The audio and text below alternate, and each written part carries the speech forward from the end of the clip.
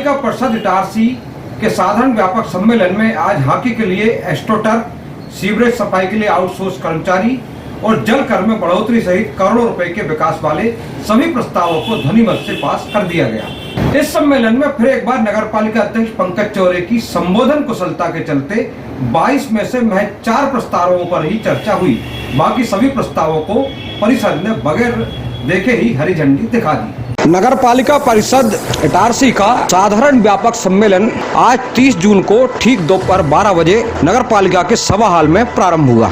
राष्ट्रगान से प्रारंभ हुए इस व्यापक साधारण सम्मेलन में अध्यक्ष नगर पालिका परिषद पंकज चौरे के द्वारा 22 प्रस्ताव रखे गए थे। इन प्रस्तावों पर चर्चा शुरू होती उससे पहले ही नगर पालिका के स्वास्थ्य समिति के सभापति और वार्ड नंबर 23 के भाजपा पार्षद राकेश यादव ने प्रधानमंत्री आवास का मुद्दा उठाते हुए कहा कि अधिकारियों की लापरवाही से शहर में प्रधानमंत्री आवास की किस्त सैकड़ों हितग्राहियों के खाते में नहीं पहुंच पा रही है।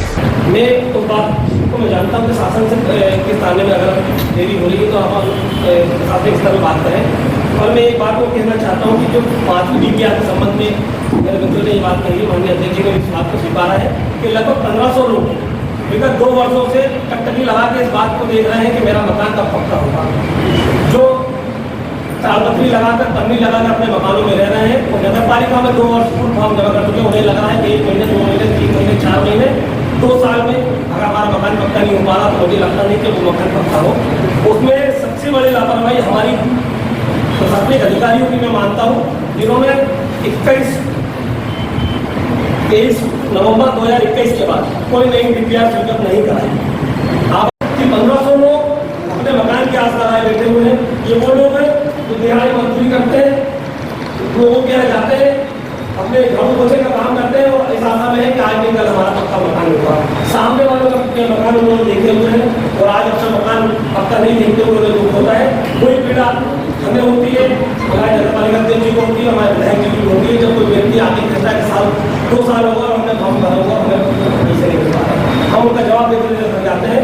अगर कोई प्रशासनिक अधिकारी इस काम में दोषी है तो उस पर आपको कार्रवाई करना चाहिए। सभापति राकेश यादव के इस सवाल का जवाब मुख्य नगर पालिका अधिकारी हेमेश्वरी पटले ने देते हुए कहा कि सब काम नियम के तहत हो रहा है, अनलीगल कुछ भी नहीं हो रहा है। जब जिसका जैसा नंबर आ रहा है सबके खाते में पैसे जा रहे हैं। 2021 में स्वीकृत हुई थी। उसके बाद में जब हम लोग ने 1921 की 27 की DPR की जियो टैगिंग और MIS अटैचमेंट के लिए जब घर घर सर्वे करवाया तो उसमें से लगभग 500 से 600 हितग्राही अपात्र पाए गए थे। या एक ही घर से उनके जिन लोगों ने लाभ ले लिया था उनको भी उन्होंने भी फिर से फॉर्म भर दिया था। तो इसी के एवज में हम लोग ने 21 और 22 में वर्ष 22 में हम लोग ने कलेक्टर सर के माध्यम से लगभग 750 हितग्राहियों की सूची स्वीकृत किया और जो अपात्र व्यक्ति हुए थे उस DPR में उन व्यक्तियों को हमने मर्ज करवाया और वर्ष 22 के बाद में जितने हितग्राही हमारे पास में आए, आप बता दें कि लगभग 1500 हितग्राही की सूची आई है। तो हम लोग ने 1500 हितग्राहियों का अपने वार्ड प्रभारियों के माध्यम से पात्रता और अपात्रता का पूरा सर्वे करवा लिया है और उस सूची को SDM साहब के पास आगे की कार्रवाई के लिए भेज दिया है। CMO और सभापति की नोकझोंक के बाद बारी आई उस प्रस्ताव की जिसको लेकर लंबे समय से चर्चा चल रही थी और यह प्रस्ताव क्रमांक 3 था कि सफाई व्यवस्था आउटसोर्स पर किए जाने बाबत विचार, मतलब शहर की सफाई व्यवस्था को आउटसोर्स पर दिए जाने का।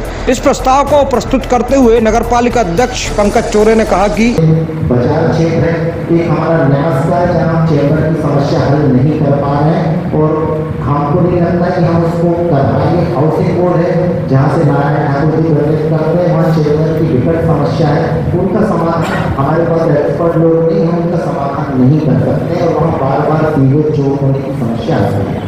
केवल इन स्थानों के लिए हम आउटसोर्स के लिए जा रहे हैं और बाकी जो हमें स्टाफ की जो हमारे स्वच्छता दलों की कमी है उसकी पूर्ति जो इन वार्डों से हमारे स्वच्छता दल निकलेंगे उनको हम एकोमोडेट करेंगे दूसरे वार्डों में, तो वहाँ भी हमारी आपूर्ति को पूरी हो जाएगी। तो हम इसका ये तात्पर्य बिल्कुल नहीं है कि हम पूरे शहर में जो सफाई कर्मी है, स्वच्छता दूत है, उनको हम बाहर करके नया सिस्टम जनरेट कर रहे हैं। हम एक दूसरा हम इसमें आने वाले समय में स्वच्छता में जो हमारी कचरा गाड़ियाँ हैं उसकी बहुत शिकायतें आती हैं, टाइम पे हम मैनेज नहीं कर पा रहे, नहीं पहुँच पा रहे। इन गाड़ियों को भी हम पूरा इनकी रख रखाव डीजल पेट्रोल से लेके हर चीज हम ठेके पे देंगे।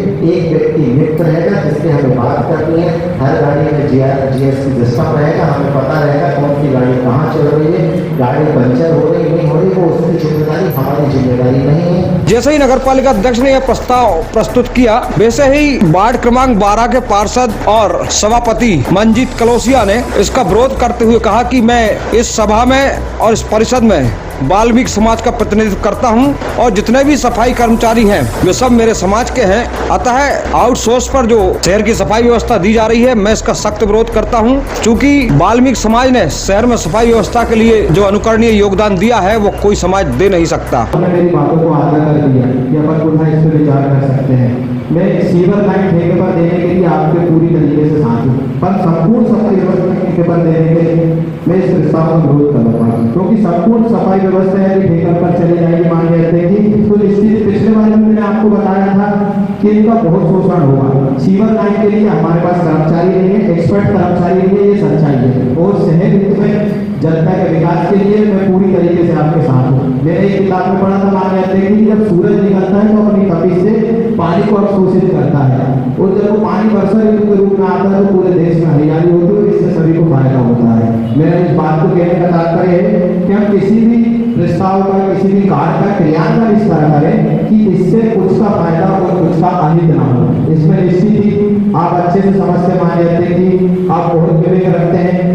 मैं जानता हूँ कि सफाई व्यवस्था जब आउटसोर्स पर चली जाएगी तो कर्मचारियों की स्थिति बहुत ज़्यादा दयनीय हो जाएगी। इन व्यक्ति इस आबोहवा में जीते हैं, आप अच्छे जानते हैं, इनको सफाई कर्मचारी के रूप में रखा गया है। ऐसा क्यों?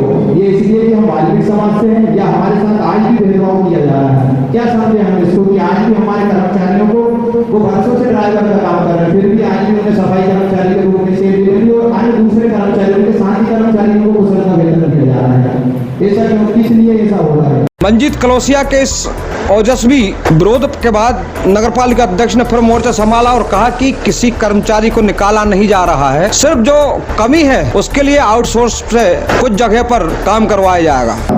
लेकिन आप परिषद के साथी हैं तो आपको पूरे शहर हित की चिंता करनी पड़ेगी, पूरे नागरिकों की चिंता करनी पड़ेगी। समाज से ऊपर राष्ट्र है, इसलिए नगर की हमको चिंता करनी पड़ेगी। सब अपने सामाजिक दायित्वों का निर्वहन करना चाहिए, अच्छी चीज़ है, लेकिन नगर हित में हम क्या कर सकते हैं इस पर भी हमको विचार करना चाहिए, क्योंकि जो परिषद है जनता ने हमको नगर हित के लिए अच्छे कार्यों के लिए यहाँ चुना है। हम सबको मिलकर नगर में क्या हो सकता है, क्या अच्छा कर सकते हैं, इसकी चिंता करनी पड़ेगी और सबको मिलकर इसके लिए प्रयास करना पड़ेगा। जैसे मैंने आपको बताया कि हम किसी स्वच्छता को सेवा से बाहर नहीं कर रहे हैं, उसमें क्लियर है कि हम किसी को अलग सेवा से पृथक नहीं कर रहे हैं, लेकिन व्यवस्थाएं आपको बनानी है। जो क्षेत्र हमको प्रॉब्लमेटिक हो रहे हैं, स्पेस है बाजार क्षेत्र जहाँ पे हम आए दिन परेशानियों से जूझ रहे हैं, न्यास कॉलोनी जहाँ पे सीवर लाइन। राजस्व समिति के सभापति एवं न्यास कॉलोनी वार्ड नंबर 13 की पार्षद श्रीमती अमृता मनीष ठाकुर ने भी इस प्रस्ताव का समर्थन करते हुए कहा कि यह किसी समाज विशेष का मामला नहीं है, ये शहर के विकास का मामला है। भीड़ की उससे ज्यादा भीड़ हमारे घरों के सामने आती, स्वाभाविक है। 15-15 दिन जब चैम्बर चौक होते हैं, पड़ोसी सफाई कर्मचारी को उसके घर के द्वारा निकलने का रास्ता नहीं देता है, और जिसके घर के चैम्बर चौक होते हैं भैया उसका रहना, उसका खाना कैसा मुश्किल होता है। मेरा निवेदन है कि हम सब व्यक्तिगत भावनाओं और व्यक्तिगत विषय से थोड़ा हम अपना शहर और हमारे वार्ड और का ध्यान रखें और जनप्रतिनिधि होने का थोड़ा सा हम दायित्व समझें।